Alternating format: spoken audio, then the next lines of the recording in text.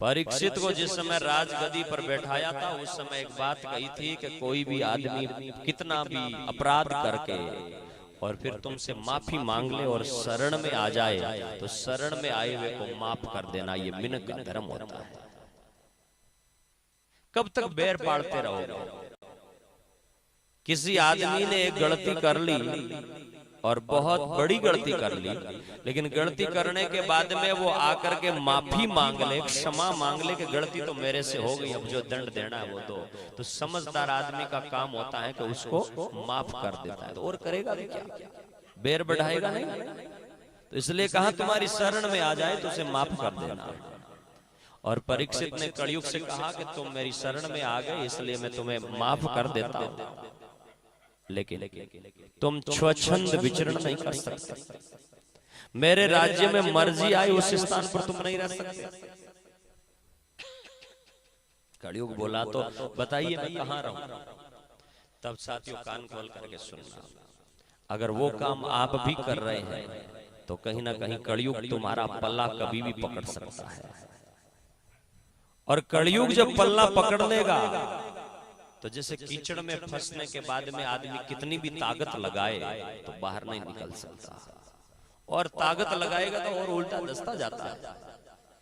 वैसे ही जब कलयुग के अंदर इस बहते युग में, कलयुग में परीक्षित ने कहा एक तो तुम उस स्थान पर रहो जिस स्थान पर द्युत पान किया जाता है, माने किसी स्थान पर अगर जुआ खेला जाता है तो वहां कलयुग वास करता है। दूसरा मद्यपान,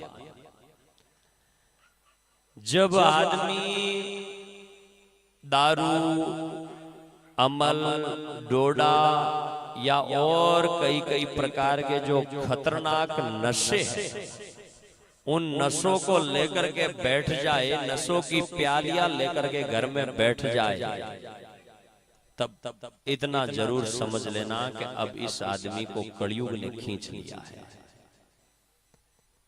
और नशा आ गया तो कलयुग जरूर आएगा, और कलयुग आएगा तो नुकसान क्या होगा?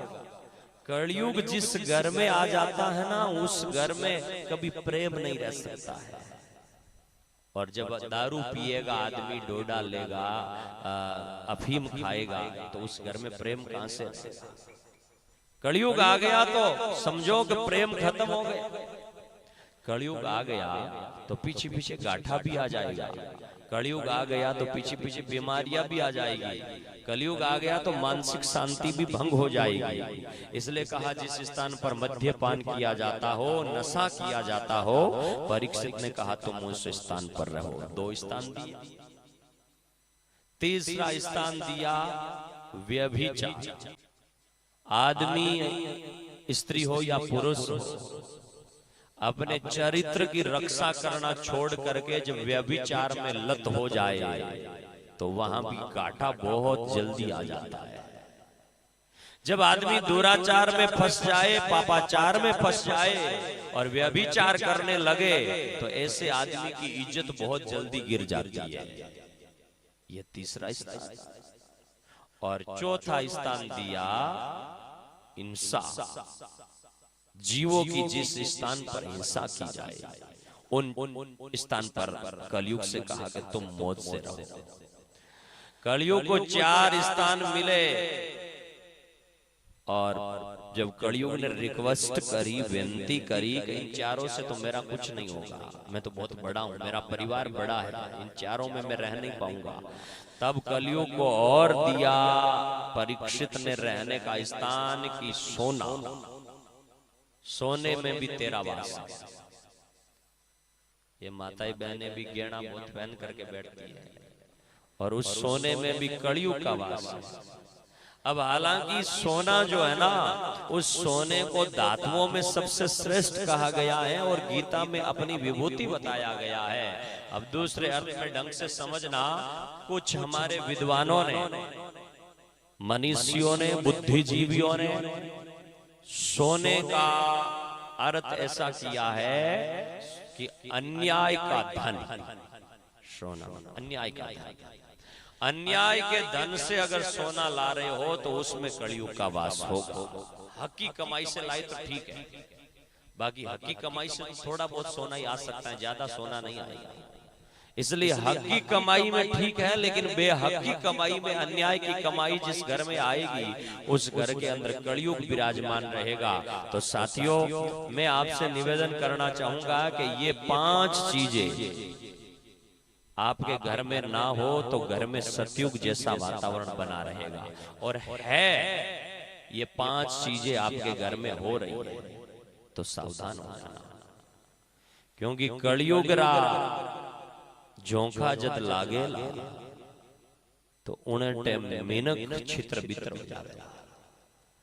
और आ कलयुगरी हवा जिणे जिणे मिनखारे लागी उना मिनखारो भरियो पूरो परिवार खराब हो गयो। जिणे जिणे मिनखा ने अण हवा स्पर्श करिया वहां मिनखारो चोखो भलो धन भी बुरा कामारे में लाग गयो और बे बर्बाद हो गया। जिन्हें मिनकारो और कलयुगरी हवा लागी वहां मिनकारा खेलता हंसता टाबरिया बच्चा परिवार उजड़ गया। इन्हें वास्ते इन कलयुगरी छाया, कलयुगरी परछाई और कलयुगरी जो बात, कोई मिनक अगर यूं बचनो चाहो तो सावधान रहजो, बचन रहजो और इ कलयुगरी हवा पास में मत भटकण दीजो। और इनु बचन रे वास्ते इन कलयुगरी हवाओं आपा कीकर बच सका, इन रे वास्ते एक सूत्र भगवान जांबोज